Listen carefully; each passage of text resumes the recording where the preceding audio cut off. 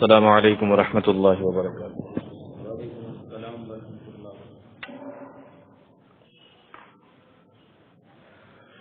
ان الحمد للہ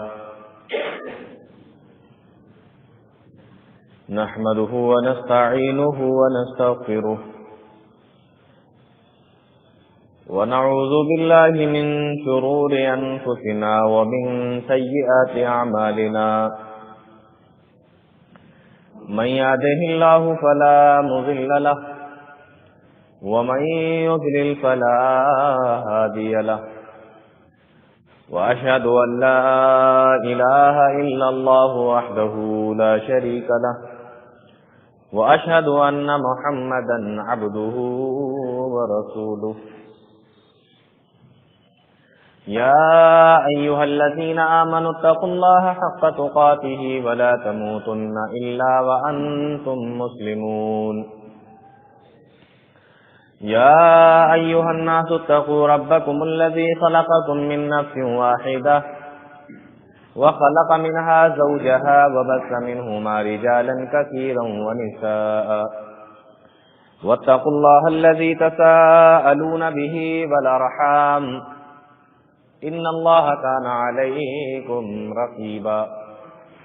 يا أيها الذين آمنوا اتقوا الله وقولوا قولا سديدا يصلح لكم أعمالكم ويغفر لكم ذنوبكم، ومن يطع الله ورسوله فقد فاز فوزا عظيما. أما بعد فإن خير الحديث كتاب الله، وخير الهدي هدي محمد صلى الله عليه وسلم، وشر الأمور محدثاتها، وكل محدثة بدعة، وكل بدعة ضلالة، وكل ضلالة في النار. أعوذ بالله السميع العليم من الشيطان الرجيم. بسم الله الرحمن الرحيم. ولا تهنوا ولا تحزنوا وأنتم الأعلون إن كنتم مؤمنين.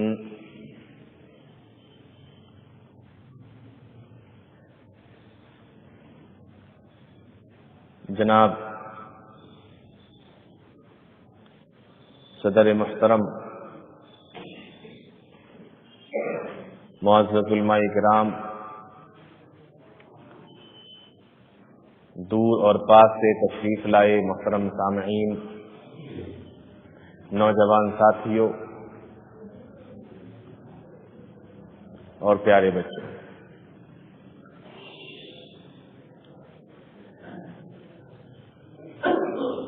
آج جس موضوع کی وضاحت آپ کے سامنے کرنا چاہتا ہوں، موضوع ہے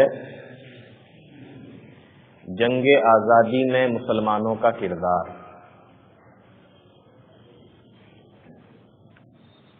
پھر سے سن لیجئے، جنگ آزادی میں مسلمانوں کا کردار.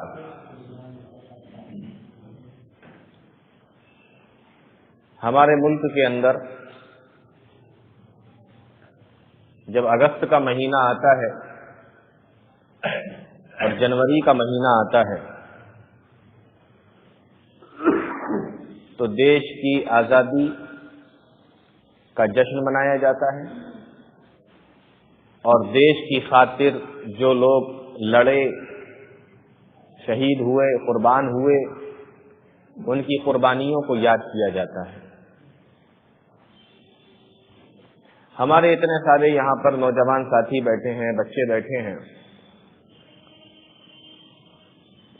ان میں سے میں پوچھنا چاہتا ہوں کہ کتنے لوگ ایسے ہیں جو یہ بتا سکیں کہ جو آزادی کی جنگ ہوئی اور انگریزوں کی غلامی سے نجات ملی، اس میں کتنے مسلمان ایسے تھے جنہوں نے حصہ لیا؟ 98% مجھے امید ہے کہ آپ شاید کسی 5 مسلمانوں کا نام بتا دیں. ہمارے غیر مسلم بھائیوں کے نام آپ کو یاد ہوں گے، بچوں کو بھی، جوانوں کو بھی، بوڑھوں کو بھی. لیکن ہمیں خود یہ نہیں پتا کہ ہم نے دیش کی آزادی کی خاطر کتنی قربانیاں دی ہیں، کتنے لوگ شہید کیے گئے۔ آج اس موضوع کو اٹھانے کا مقصد میرا یہ ہے کہ غیروں کو نہیں معلوم وہ ایک الگ بات ہے، لیکن کم سے کم ہمیں تو معلوم ہونا چاہیے کہ ہم نے اس دیش کی خاطر کیا کیا کیا، اور مہینہ بھی وہی چل رہا ہے۔ لوگ یہ سمجھتے ہیں کہ یہ جو آزادی 15 اگست 1947 کو مجھے ملی ہے، ہمیں ملی ہے، یہ کچھ دن لڑائی چلی اور آزادی مل گئی، کچھ لوگوں کی جانیں گئیں اور دیش آزاد ہو گیا۔ ایسا نہیں، اس دیش کو انگریزوں کی غلامی سے آزاد کرانے کے لیے 200 سال تک لوگوں کو لڑائی لڑنا پڑی۔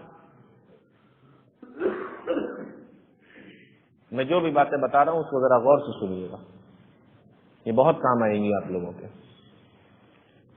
عام طور پہ اس طریقے کے ٹاپک پر اور موضوع پر بات ہوتی نہیں ہے، لیکن چونکہ ہمارا بھی بہت بڑا یوگدان ہے آزادی کی خاطر دیش کے لیے، تو ہمیں حق ہے بتانے کا، اور خاص طور سے نئی نسل کو جن کو معلوم نہیں اور بتایا بھی نہیں جاتا۔ تقریباً 200 سال تک، اور ایک بات بتاؤں آپ کو، اس ملک کو انگریزوں نے مسلمانوں سے چھینا تھا،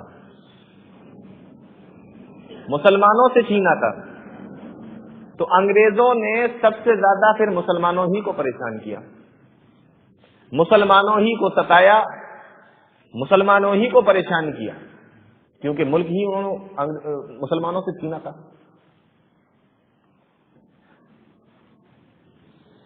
اب یہ ہم نے اس دیش کی خاطر کتنی قربانیاں دی ہیں، اس کی میں چند مثالیں آپ کے سامنے میں پیش کروں گا، لیکن اس سے پہلے تھوڑا سا بیک گراؤنڈ جان لیتے ہیں آزادی کی لڑائی کے تعلق سے، تو اس سے بات سمجھنے میں آپ لوگوں کو آسانی ہو جائے گی۔ بالکل شروع سے ہی شروع کرتے ہیں تاکہ ایک ایک پوائنٹ آپ کے دماغ میں آتا رہے۔ انگلینڈ جس نے ہمارے اس ملک پر حملہ کیا، غلام بنایا، یہ پہلے کاروبار کیا کرتا تھا ہالینڈ سے۔ دونوں دیشوں کے بیچ میں تعلقات خراب ہو گئے۔ ہالینڈ نے انگلینڈ والوں سے یہ کہہ دیا کہ آپ ہمارے یہاں مال نہیں بیچ سکتے۔ اب انگلینڈ کو ایک نئی منڈی چاہیے تھی اپنا مال بیچنے کے لیے، بات سمجھ میں آ رہی؟ ایک نئی منڈی، وہاں سے تو بند۔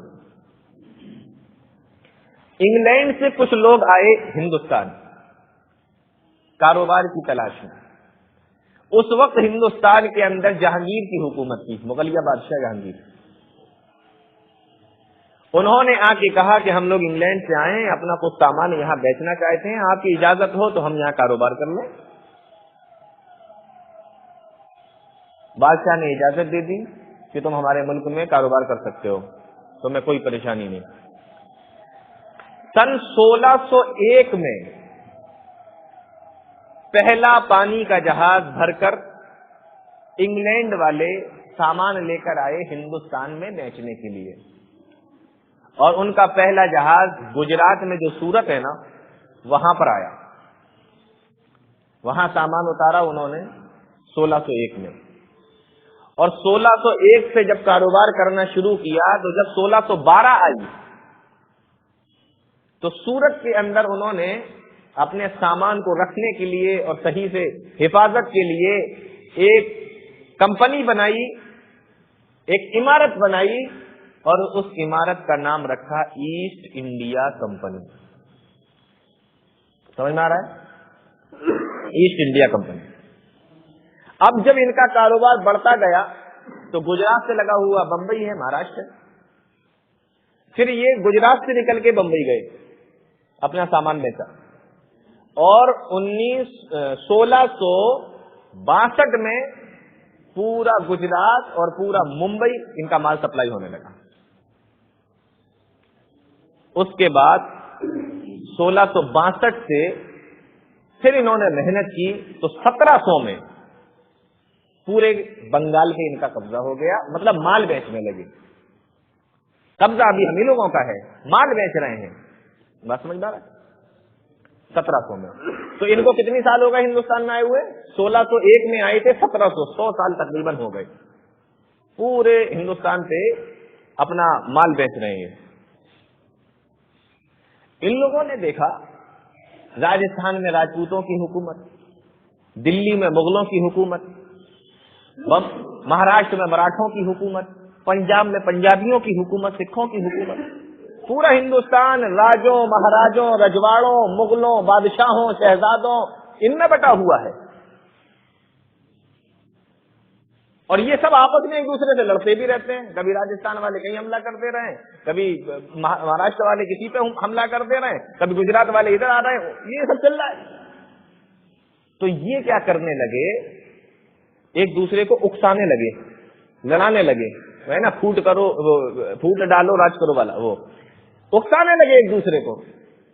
کبھی پنجابیوں کی مدد کر دی, جاؤ مارو ان کو. کبھی راجپوتوں کی مدد کر دی کہ جاؤ تم ان سے لڑو جا کر. ایسے ایک دوسرے کو چڑھا چڑھا کے لاتے اور لڑواتے رہتے, لیکن خود حملہ نہیں کرتے. خود حملہ نہیں کرتے. ابھی خود بنیے اور ویپاری بنے ہوئے ہیں, لیکن لڑوا رہے ہیں, کمزور کر رہے ہیں. 100 سال تک انہوں نے یہی کیا. 1707 میں جب بادشاہ اورنگزیب کی وفات ہو گئی, بات سمجھ میں آ رہی؟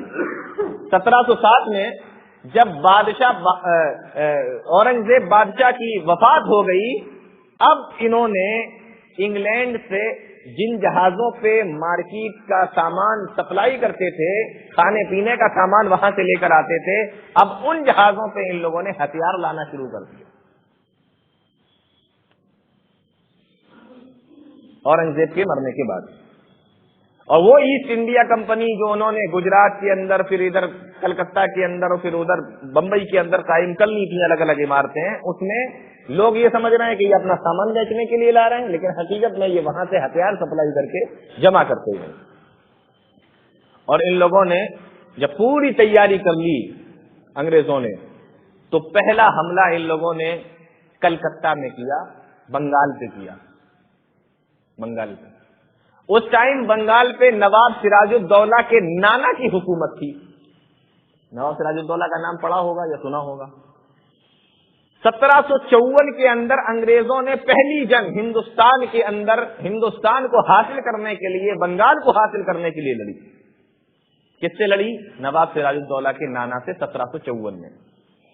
لیکن نواب سراج الدولہ کے نانا نے ہرا دیا انگریزوں کو اور وہ کچھ نہیں کر پائے.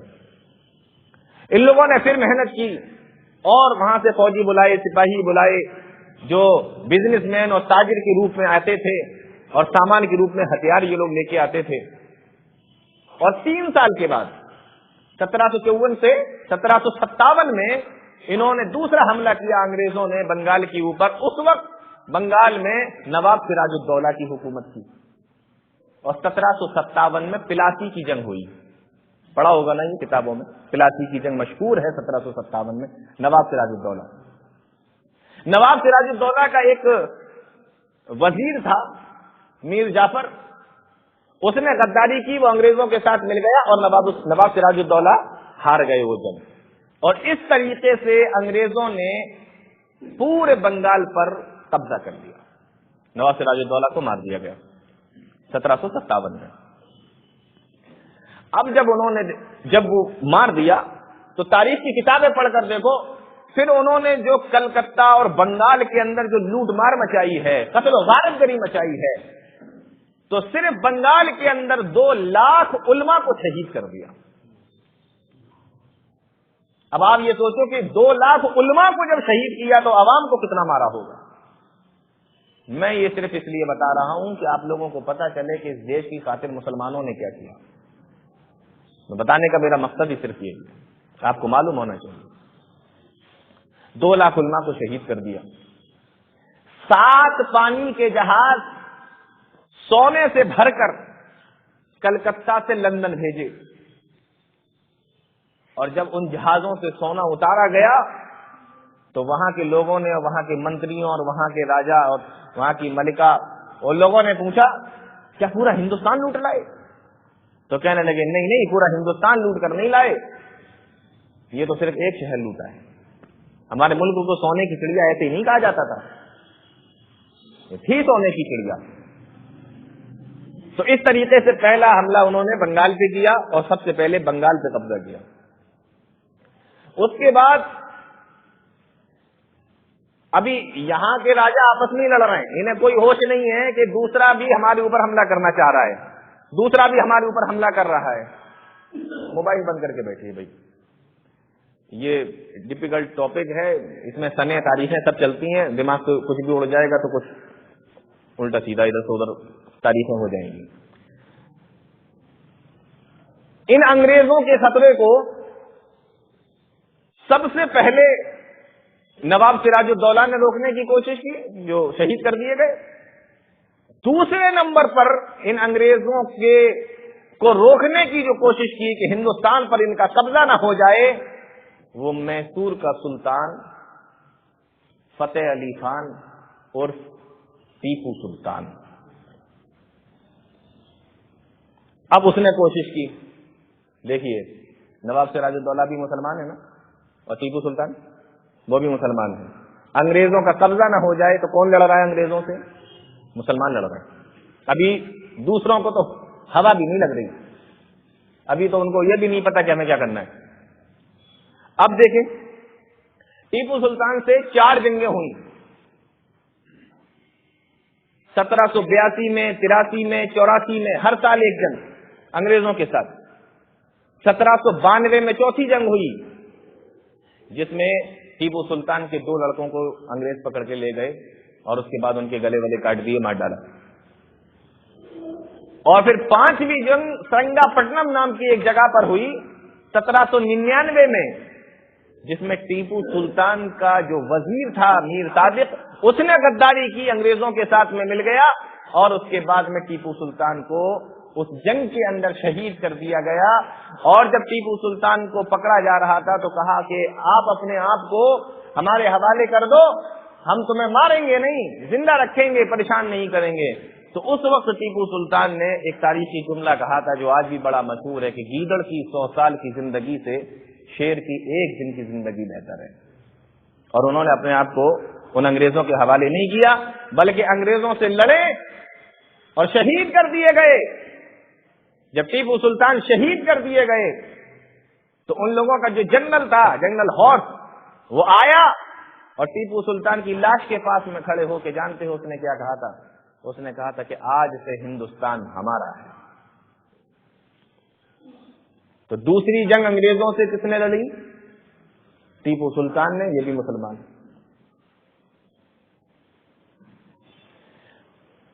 کب لڑی؟ 1799۔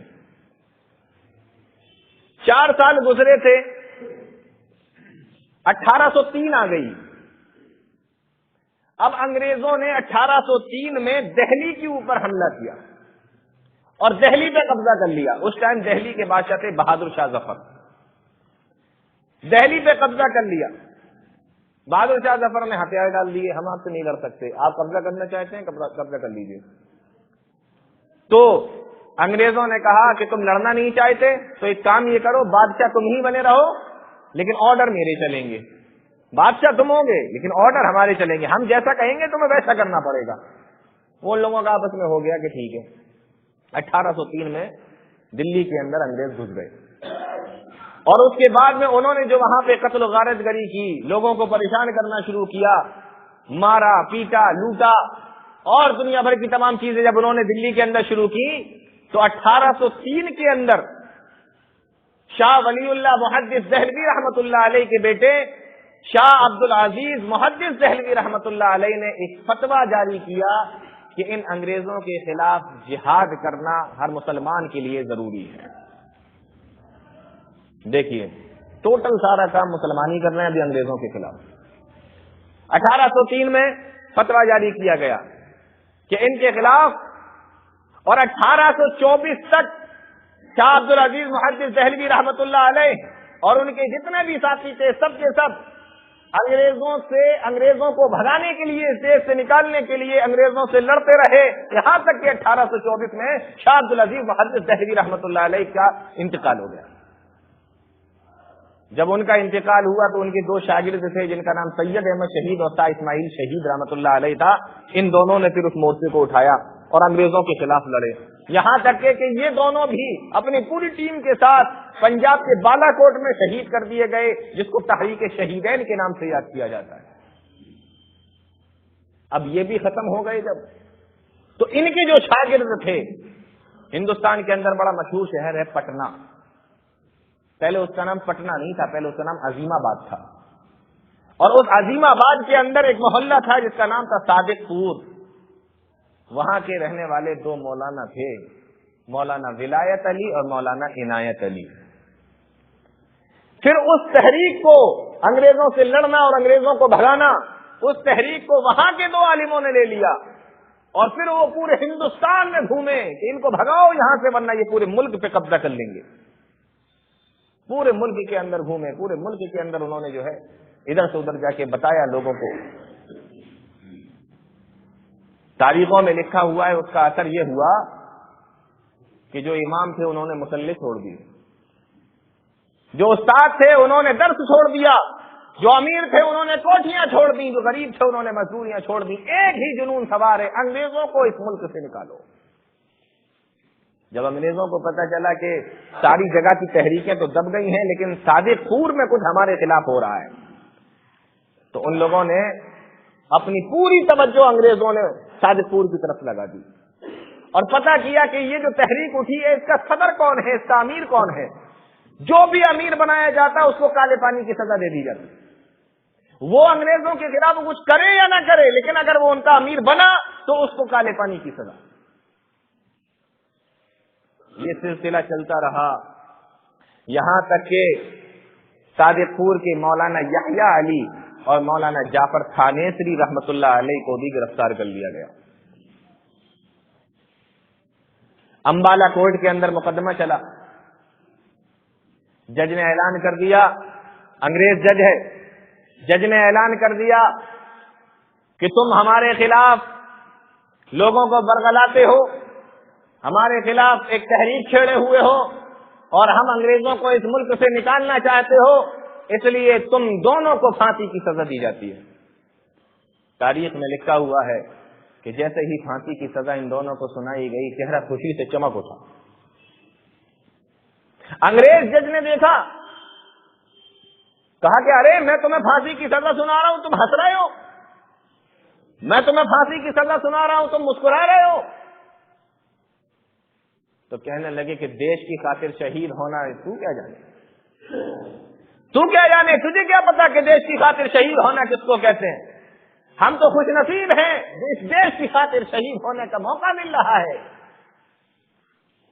انگریز جج تھا، اس نے جب یہ دیکھا کہ شہید ہونے کی سزا، پھانسی کی سزا ان دونوں کو دی جا رہی ہے، یہ لوگ ہنس رہے ہیں، فوراً کہنے لگا کہ ان لوگوں کی سزا کو چینج کر دیا جائے، بدل دیا جائے اور ان کو ایسی سزا دی جائے کہ روزانہ یہ اپنی موت کو یاد کریں اور لیکن ان کو موت نہ آئے. ان دونوں کو اٹھا کے انڈمان نکوبار کے اندر کالے پانی کی سزا کے لیے بھیج دو.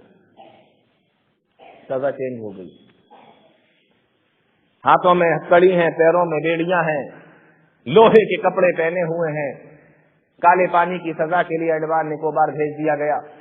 وہاں پہنچے مولانا یحییٰ علی صادق پوری اور مولانا جعفر تھانیسری، ان کی کتاب ہے مولانا جعفر تھانیسری رحمۃ اللہ علیہ کی، کالا پانی اٹھا کے دیکھو، اس میں لکھا ہے سب.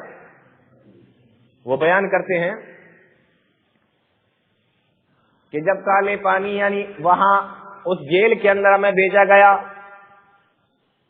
ہم لوگ وہاں پہنچے، ہاتھوں میں کڑیاں لگی ہوئی ہیں، پیروں میں بیڑیاں ہیں، پورا لوہے کا سوٹ میں ہمارے اوپر ہے، زنجیریں ہی زنجیریں ہیں. ہمیں ایک ایسے لوہے کے پنجڑے کے اندر بند کیا گیا جس لوہے کے پنجڑے کے اندر بیٹھنے کی بھی جگہ نہیں تھی. جو بیٹھنے کی جگہ ہوتی ہے وہاں پر لوہے کے ایسے آنکڑے نکلے ہوئے تھے، اگر بیٹھیں تو وہ چبھ جائیں۔ جعفر ثانوی رحمۃ اللہ علیہ نے لکھا ہے کہ بیٹھنا تو بہت دور کی بات ہے، ہم تو اپنا پیر سیدھا رکھ بھی نہیں سکتے تھے، اتنے قریب قریب کے پیر کو ٹیڑھا کر کے رکھنا پڑتا تھا۔ پورے دن دونوں کو یہ سزا دی جاتی تھی کہ کھڑے رہو، بیٹھ نہیں سکتے، اور جب رات کا وقت ہوتا تو اس لوہے کے پنجرے سے نکال کر ایک کوٹھری کے اندر دونوں کو بند کر دیا جاتا تھا۔ جعفر ثانوی رحمۃ اللہ علیہ نے اپنی کتاب کے اندر لکھا ہے، پھر وہ انگریز آتے تھے کوڑے کو لے کر اور رات پر ہم دونوں کی پٹائی کیا کرتے تھے۔ 24 گھنٹے میں ایک مرتبہ کھانا ملتا تھا، اور کھانے میں جو روٹی آتی تھی اس میں 70% مٹی ملی ہوا کرتی تھی، آٹے میں مٹی ملی، 70% روٹی کے اندر مٹی ملی ہوتی تھی، اور جو سبزی ہمارے لیے کھانے کو آتی تھی اس سبزی کے اندر مسالے کی جگہ پر لکڑی کا جو مہین برادہ ہوتا ہے وہ ملا دیا جاتا تھا۔ یہی کھانا پڑتا تھا 24 گھنٹے میں، ایک بار ملتا تھا اور ایسا کھانا ملتا تھا۔ اور پھر وہ کوڑا لے کر آتے، ہماری مار لگاتے، ہماری پیٹھ پر کوڑے برستے، ہم مار کھاتے جاتے، اور ساتھ میں یہ بھی کہتے جاتے تجھے جتنا مارنا ہے تو مجھے مار لے، ہم تو بلال حبشی کے وارث ہیں، ہم تو بلال حبشی کے ماننے والے ہیں، تو میرے جسم میں کھال تو کھینچ سکتا ہے لیکن میرے دل سے آزادی کا خیال نہیں چھین سکتا۔ یہ مار لگ رہی، دن میں لوہے کے پنجرے میں بند اور رات میں کوٹھری کے اندر بند کر دیا جاتا۔ یحییٰ علی صادق پوری رحمت اللہ علیہ جب رات میں موقع ملتا تو 5 وقت کی نمازیں رات میں کوٹھری کے اندر پڑھتے۔ جب موقع ملتا نماز پڑھنے کا تو 5 وقت کی نمازیں کوٹھری کے اندر پڑھتے۔ اور لکھنے والوں نے لکھا ہے اپنی کتابوں کے اندر، جب وہ نماز اپنی کوٹھری کے اندر پڑھا کرتے تھے تو کوٹھری کے اندر ایک عجیب سا نور، ایک عجیب سی روشنی پھیل جایا کرتی تھی جس کو دیکھ کر کئی غیر مسلم مسلمان ہو گئے۔ یہ سزائیں دی جاتی تھی مسلمانوں کو، مسلمانوں نے بھی اس دیش کی خاطر بہت پریشانیاں اٹھائیں۔ ایک دن کچھ انگریز جنرل اور کرنل اور دوسرے بڑے بڑے افسر اس جیل کا معائنہ کرنے کے لیے آئے۔ جعفر ثانوی رحمۃ اللہ علیہ نے لکھا ہے کہ جب وہ دونوں ہم دونوں کے پاس سے گزرے، ہمارے بارے میں بھی اس کو بتایا گیا کہ یہ دونوں وہ ہیں جو فلاں جگہ پکڑے گئے تھے اور امبالہ کوٹ کے اندر ان کو پھانسی کی سزا دی گئی تھی، اور اس کے بعد کالے پانی کی سزا میں ان کی سزا کو بدل دیا گیا تھا۔ جعفر ثانوی کہتے ہیں وہ انگریزوں نے آپس میں کچھ مشورہ کیا، اور مشورہ کرنے کے بعد کہنے لگے کہ ان دونوں کی داڑھیوں کو کاٹ دیا جائے، دونوں کی داڑھیوں کو صاف کر دیا جائے۔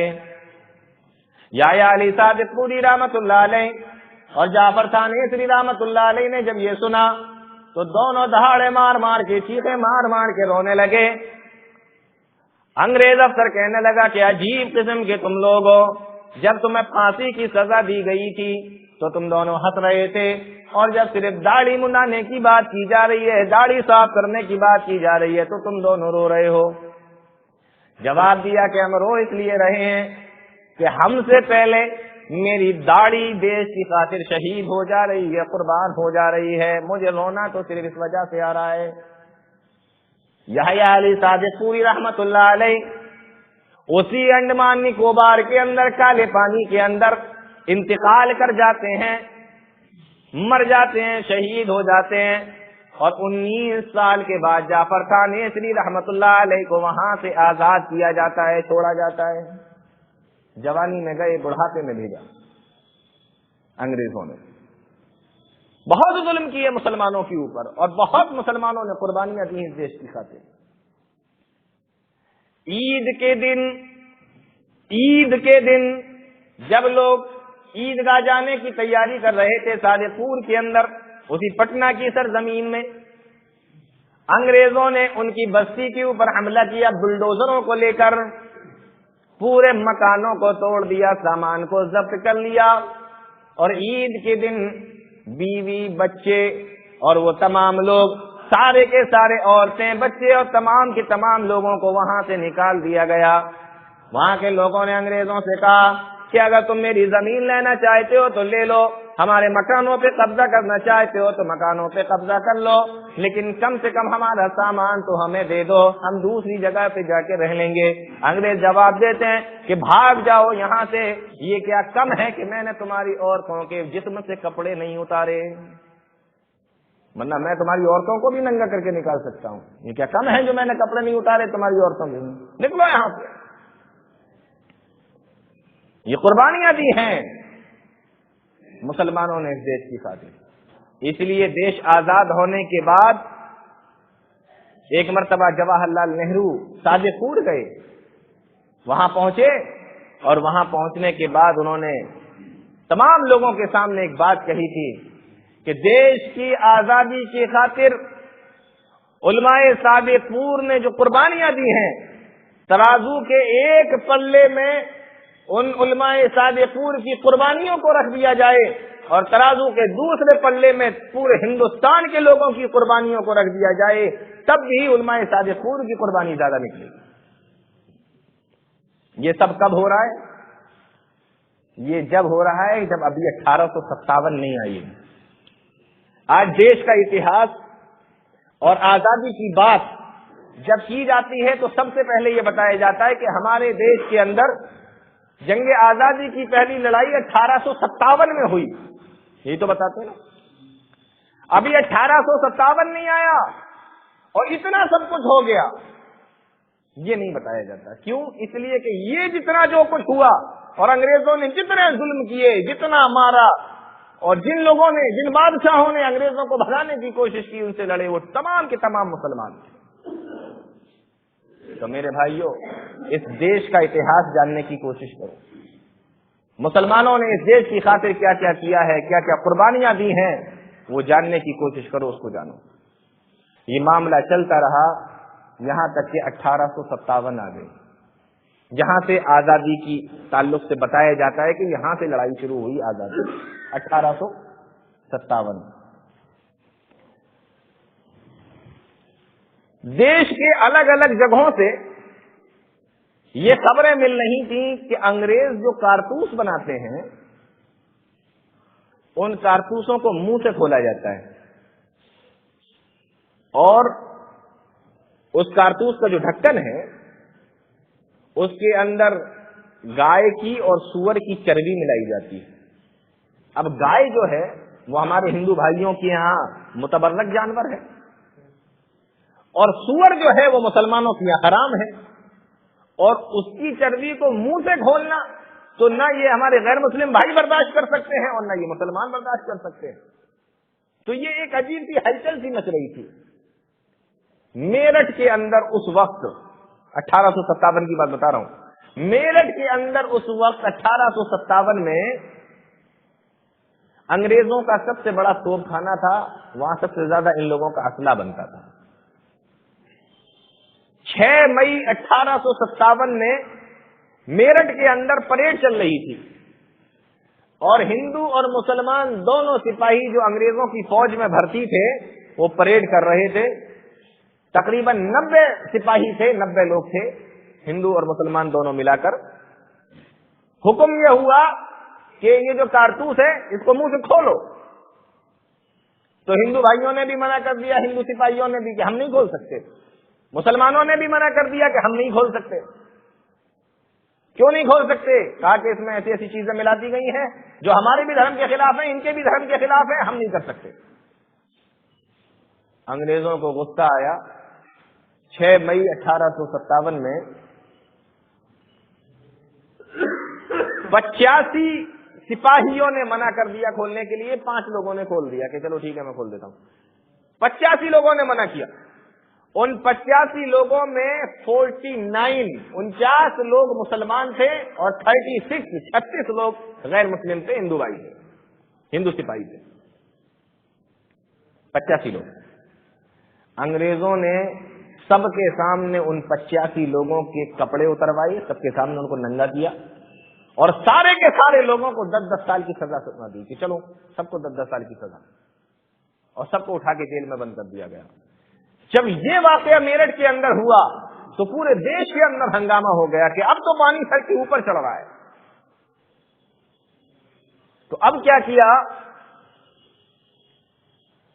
6 مئی کو یہ واقعہ ہوا، 3 دن کے بعد 4 دن کے بعد جب 10 مئی آئی تو میرٹھ کے لوگوں نے آپس میں مل کر اس جیل کے اوپر حملہ کر دیا جہاں پر ان فوجیوں کو، ان سپاہیوں کو گرفتار کر لیا گیا تھا، رکھ دیا گیا تھا۔ 10 مئی کو 1857 میں اس کے اوپر حملہ کیا سارے لوگوں نے مل کر، اور جتنے بھی وہاں ہندو سپاہی، مسلمان سپاہی، جتنے بھی اس کے اندر تھے 85 کے 85 سب کو چھڑا لائے، اور ان کے علاوہ بھی 800 ہندوستانی وہاں پر قید تھے ان کو بھی چھڑا کر وہاں سے لے آئے، اور جو انگریز ملے ان کو مار دیا، جو انگریز سپاہی ملے ان کو مار دیا، جو چوکیاں ملی چوکیاں جلا دی۔ اب لے تو آئے لیکن اب کریں کیا، بغاوت تو کر دی لیکن اب جائیں کہاں؟ تو سوچنے لگے کہ دلی چلتے ہیں، دلی میں بہادر شاہ ظفر کی حکومت ہے، وہیں کچھ کام ہوگا۔ اب یہ میرٹھ سے نکلے تو جو لوگ میرٹھ گئے ہیں یا دلی گئے ہیں وہ جانتے ہیں کہ میرٹھ سے دلی کی دوری کوئی زیادہ نہیں ہے، قریب ہی میں ہے میرٹھ اور دلی دونوں۔ اب یہ میرٹھ سے نکلے دلی پہنچے اور بہادر شاہ ظفر کے پاس پہنچے اور بتایا کہ ہم ایسے ایسے کام کر کے آئے ہیں، اب آپ کا سہارا چاہیے، آپ ساتھ دو گے تو ان کے خلاف لڑیں گے، آپ ہمارے بادشاہ ہو۔ بہادر شاہ ظفر نے کہا میں اب بوڑھا ہو گیا ہوں اور میں اب بادشاہ کہاں ہوں، بادشاہت تو ہمارے یہاں سے 100 سال پہلے ہی ختم ہو چکی ہے، میں تو نام کا بادشاہ ہوں، میں کیا کر سکتا ہوں۔ کہا کہ نہیں آپ ہمارا ساتھ دیجیے، ہم لوگ کریں گے۔ کہا ٹھیک ہے ہم تمہارا ساتھ دینے کے لیے، منع نہیں کیا بہادر شاہ ظفر نے، کہا ہم تمہارا ساتھ دینے کے لیے تیار ہیں۔ بہادر شاہ ظفر نے ساتھ دیا۔ انگریزوں کو جب معلوم ہوا انہوں نے پوری دلی کو گھیر لیا، Kashmiri gate, Ajmeri gate, Delhi gate, Turkman gate, یہ جو جتنے گیٹ ہیں دلی کے اندر سب پہ پہرا لگا دیا، نہ کوئی اندر جا سکتا ہے نہ باہر آ سکتا ہے، پورا گھیر لیا انگریزوں نے۔ اور گھیرنے کے بعد 4 مہینے تک نہ کسی کو اندر جانے دیا نہ کسی کو باہر آنے دیا۔ جب اندر کا غلہ پانی یہ وہ ساری چیزیں ختم ہو گئیں، لوگ پریشان ہو گئے، تو آخر کیا کرتے، ہتھیار ڈال دیے، کیونکہ نہ ان کے پاس میں اتنا غلہ تھا نہ ان کے پاس میں اتنا ہتھیار تھا جو انگریزوں سے لڑ سکے، ہتھیار ڈال دیے۔ 4 مہینے کے بعد 20 ستمبر 1857 میں انگریز دہلی کے اندر چلے گئے اور وہاں پہ جا کر انہوں نے 27,000 لوگوں کو پھانسی پہ لٹکا دیا۔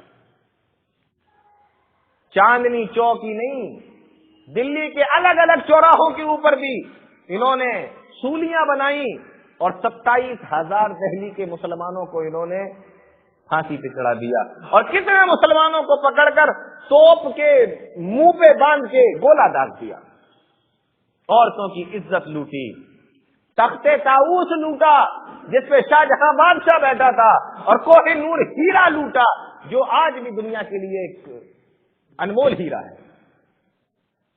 سب لوٹ لاٹ کے یہاں سے سب ان لوگوں نے انگلینڈ بھیجا، لندن بھیجا۔ جب ان لوگوں نے اتنی تباہی مچائی تو ایک فتویٰ 1803 میں نکالا تھا شاہ عبد العزیز محدث دہلوی رحمۃ اللہ علیہ نے کہ انگریزوں کے خلاف لڑنا ضروری ہے۔ اب پھر جب انہوں نے تباہی مچائی 1857 کے اندر تو دلی کے 30 بڑے بڑے علماء اکرام نے پھر سے فتویٰ نکالا جس میں سید نذیر حسین محدث دہلوی رحمۃ اللہ علیہ، قاسم نانوتوی، فضل حق خیر آبادی وغیرہ وغیرہ وغیرہ اس طریقے کے 30 علماء اکرام شامل تھے جن کے سائن تھے کہ اب ان سے لڑنا ضروری ہو گیا ہے۔ دوسرا فتویٰ نکلا انگریزوں کے خلاف لڑائی کا۔ یہ تو انہوں نے دلی کے لوگوں کے ساتھ میں حال کیا۔ اب بہادر شاہ ظفر کا کیا ہوا؟ بہادر شاہ ظفر نے جب یہ دیکھا کہ 4 مہینے تک تو معاملہ ٹکا رہا، رکا رہا، لیکن 4 مہینے کے بعد اب ان لوگوں نے حملہ کر دیا ہے اور قتل و غارت گری کر رہے ہیں دہلی کے اندر، اور مغلیہ جھنڈا لال قلعے سے ہٹا کر انگریزوں نے اپنا جھنڈا، برطانیہ کا جھنڈا وہاں پہ لگا دیا ہے، اور اس طریقے سے پورا مال لوٹ لوٹ کے لے کے جا رہے ہیں۔ بہادر شاہ ظفر لال قلعے سے اپنے نکل کر بھاگے اور ہمایوں کے مقبرے میں جا کے چھپ گئے۔ کچھ دنوں تک ہمایوں کے مقبرے میں بہادر شاہ ظفر چھپے رہے۔ انگریزوں نے پھر ان کو وہاں سے گرفتار کیا، ان کو اور ان کے بیٹوں کو، بہادر شاہ ظفر کے بیٹوں کو، اور 2 مہینے دہلی کے اندر مقدمہ چلا بہادر شاہ ظفر کے اوپر، اور خونی دروازے کے پاس بہادر شاہ ظفر کی آنکھوں کے سامنے انگریزوں نے بہادر شاہ ظفر کے 4 بیٹوں کو گولی ماری، ان کو مار دیا، اور بہادر شاہ ظفر کے خلاف یہ فیصلہ ہوا کہ ان کو ہندوستان سے نکال دیا جائے۔ تو ان کو وہاں سے رنگون یعنی برما، جس کو ابھی برما کہتے ہیں، وہاں سے رنگون اور برما ان کو بھیج دیا گیا، اور وہاں کی جیل میں ان کو بند کیا گیا، رنگون اور برما میں بھیجا گیا۔ وہ وہاں پہ جا کے پھر انہوں نے ایک بہت ہی مشہور غزل لکھی تھی، وہ نظم لکھی تھی، وہ بہت مشہور ہے۔ ہاں وہی وہ شعر، اس کا آخری شعر ہے جو آپ بول رہے ہیں۔ تو وہ جو ہے وہ بڑی مشہور غزل ہے کہ وہ کیسے ہے اس کا، عمر دراز مانگ کے لائے تھے 4 دن، 2 آرزو میں کٹ گئے 2 انتظار میں، کتنا ہے بد نصیب ظفر دفن کے لیے، 2 گز زمین بھی نہ ملی کوئی یار میں۔ اس طریقے سے اس کے شعر ہیں۔ اس کی آخری غزل تھی یہ بہادر شاہ ظفر کی، پھر وہ وہیں پر ختم ہو گیا۔ تو اس طریقے سے 1857 جب آئی تو پورے ملک کے اوپر ہندوستان کے اوپر انگریزوں کا قبضہ تھا، پورے ملک کے اوپر۔ اور 1857 سے پہلے جتنی بار بھی لڑائی ہوئی، جتنی بار بھی جنگیں ہوئی، جن لوگوں نے بھی انگریزوں کے خلاف تحریکیں اٹھائیں، ٹوٹل مسلمان۔ 1857 کے بعد جب ان لوگوں کے ظلم حد سے زیادہ گزر گئے تو پورا ہندوستان ان کے خلاف اٹھ کے کھڑا ہو گیا، اور پھر جگہ جگہ پر ان کو مارو، ان کو بھگاؤ۔ جب اس طریقے کے معاملے ہوئے تو پھر انگریزوں نے اور بھی ظلم ستم کرنا شروع کر دیا۔ لیکن میں بتا یہ نہیں رہا ہوں کہ انہوں نے کیا کیا، میں بتا یہ رہا ہوں کہ جب انہوں نے کیا تو ان انگریزوں کو بھگانے کی خاطر، اپنی دیش کے لیے، دیش کی خاطر مسلمانوں نے کیا کیا۔ شاہجہاں پور آپ کا علاقہ، اشفاق اللہ خان یہیں کے تھے نا، شاہجہاں پور کے، ان کو گرفتار کیا گیا، پھانسی کی سزا سنا دی گئی۔ پھانسی کی جب سزا سنائی گئی، انگریز نے کہا، انگریز افسر نے، کوئی آخری خواہش ہے آپ کی تو بتائیے۔ اشفاق اللہ خان نے جواب دیا، آخری خواہش میری یہ ہے، کہاں پر ہیں؟ انڈمان نکوبار میں ہیں، کالے پانی کی سزا جہاں دی جاتی ہے وہاں پر ہیں۔ جج پوچھ رہا ہے کوئی آخری خواہش ہو تو بتاؤ۔ جواب دیتے ہیں کہ میری آخری خواہش یہ ہے کہ میرے وطن کی مٹی میرے کفن میں رکھ دی جائے۔ پھانسی کی سزا دی گئی، شاہجہاں پور سے مٹی منگوائی گئی اور ان کے کفن کے اندر رکھ دی گئی۔ مسلمان کبھی پیچھے نہیں ہٹا، اس دیش کی خاطر جان دینے کے لیے، اس دیش کی خاطر مال دینے کے لیے مسلمان کبھی پیچھے نہیں ہٹا۔ گاندھی جی آندولن کر رہے تھے، ڈانڈی نمک والا جو آندولن ہوا تھا نا، ڈانڈی نمک، گاندھی جی آندولن کر رہے تھے، کہا میرا ساتھ کون دے گا؟ کتنے مسلمان اٹھ کے کھڑے ہو گئے، کتنے مسلمان اٹھ کے کھڑے ہو گئے، ہم دیں گے آپ کا ساتھ۔ ایک پترکار آیا، اس نے گاندھی جی سے کہا کہ یہ بتائیے کہ اگر آپ مار دیے جائیں اس آندولن میں یا گرفتار کر لیے جائیں تو آپ کے بعد کون کرسی سنبھالے گا؟ جانتے ہو گاندھی جی نے کیا کہا تھا کہ اگر مجھے کچھ ہو جائے اس آندولن کے اندر تو میرے بعد میر عباس طیب میری جگہ لے گا، میری کرسی سنبھالے گا۔ اور یہ کون ہے میر عباس طیب؟ یہ بھی تو مسلمان ہے۔ 1919 کے اندر امرتسر کے اندر، جلیان والا باغ کے اندر 3000 بے قصور لوگوں کو انگریزوں نے مار دیا۔ یہ واقعہ بہت مشہور ہے۔ لیکن کیا آپ کو پتا ہے کیرلا کے اندر ایک علاقہ ہے وہاں کے لوگوں کو موپلا مسلمان کہا جاتا ہے۔ اچھا ایک چیز میں آپ کو اور بتاؤں، یہاں پر انگریز ہمارے ملک میں تجارت کرنے آئے تھے، بزنس کرنے آئے تھے، پھر انہوں نے ہمارے ملک کو غلام بنایا اور ہمارے ملک کے اندر ان لوگوں نے قتل و غارت کی اور لوٹا اور سامان لوٹ لوٹ کے یہاں سے لے گئے۔ عرب کے لوگ بھی پانی کے جہازوں پر گھوڑے اور کھجوریں اور دوسری چیزیں لاد لاد کر ہندوستان آتے تھے، یہاں تجارت کرتے تھے، یہاں سے گرم مسالے اور کپڑے لے کر پھر وہ وہاں جاتے تھے، تجارت کرتے تھے۔ برسوں انہوں نے تجارت کی ہے لیکن کبھی دیش کو لوٹا نہیں۔ یہ فرق ہے عرب کے تاجروں میں اور ان انگریزوں میں، انہوں نے کبھی لوٹا نہیں۔ اور کچھ عرب کے لوگوں کو تو ہندوستان اتنا اچھا لگا کہ وہ کیرلا کے علاقے میں رہنے لگے، اور وہاں جو رہتے ہیں مسلمان، آج بھی ان مسلمانوں کو موپلا مسلمان کہا جاتا ہے۔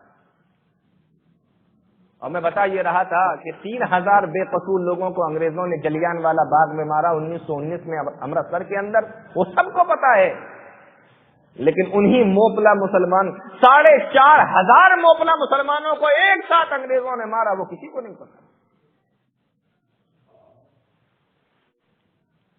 اور 150 مسلمان جو بچ گئے ان کو مال گاڑی کے ڈبوں میں لادا اور کیرلا کے اس علاقے سے مدراس لے کر آئے، چنئی مدراس لے کر آئے۔ پہلے کی مال گاڑیاں چھوٹی ہوتی تھیں، چلتی بھی دھیرے دھیرے تھیں۔ تاریخوں میں لکھا ہے کہ ایک ڈبے کے اندر مشکل سے 40 آدمی آ سکتے تھے۔ ایک ڈبے جس کے اندر 40 آدمی آ سکتے تھے، ان انگریزوں نے 150 آدمی کو پھیر دیا۔ ٹوٹل 150 آدمیوں کو، مسلمانوں کو اس ڈبے کے اندر ڈال دیا۔ اور 2.5 دن میں وہ گاڑی دھیمے بھی چلتی تھی، آپ کو پتا ہوگا شاید، وہ گاڑی پہلے ٹرین بھی دھیمے دھیمے چلتی تھی، تیز نہیں چلتی تھی۔ 2.5 دن میں مدراس پہنچے، بھوکے پیاسے، وہ اندر بند ہیں۔ جب وہ مال گاڑی کا ڈبہ کھولا گیا تو 70 مسلمان مر چکے۔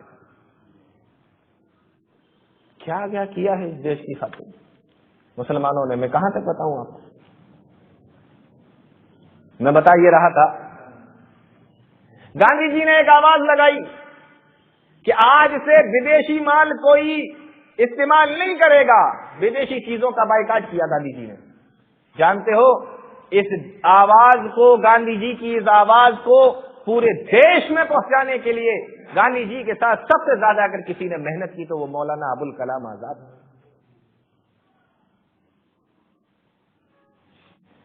گاندھی جی پورے دیش کے اندر گھومے کہ انگریزوں کے خلاف ہندو مسلم اتحاد ہونا چاہیے، اور جانتے ہو ان گاندھی جی کے ساتھ میں سب سے زیادہ پورے ہندوستان کے اندر اگر کوئی گھوما تو مولانا محمد علی جوہر اور مولانا شوکت علی رامپوری۔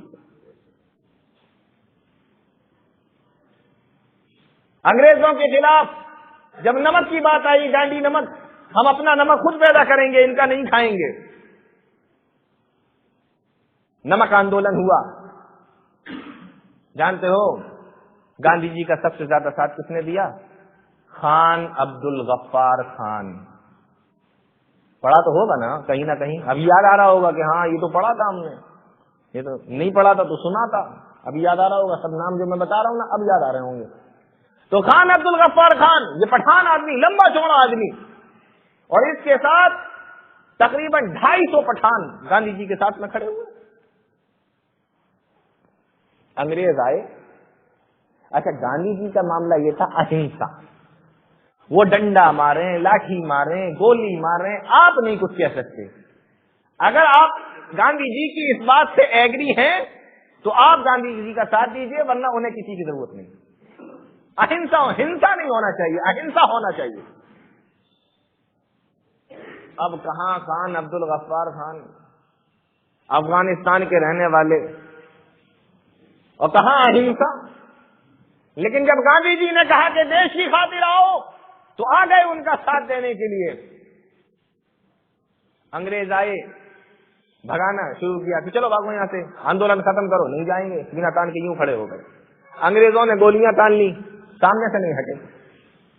انگریز کہنے لگے کہ تم لوگ سامنے سے ہٹتے کیوں نہیں؟ اور اگر نہیں ہٹنا ہے تو تم لوگ اپنے ہتھیار کیوں نہیں اٹھاتے؟